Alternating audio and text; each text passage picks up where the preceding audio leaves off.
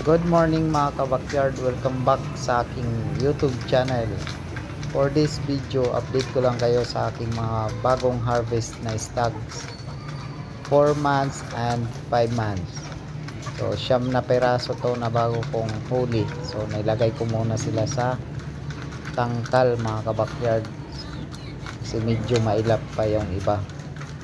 So yan ang mga stags ko dito sa aking maliit na manukan. So ang mga linyada niyan mga kabakyard ay sweater cross, saka meron dyan dalawang puti. So ang ibang manok mga kabakyard hindi ko pala na-videoan dyan kasi nasa ibang kulungan.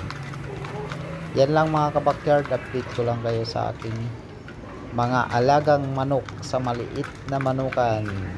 Maraming salamat mga kabakyard sa panonood, and don't forget to subscribe mga kabakyard sa aking YouTube channel. God bless mga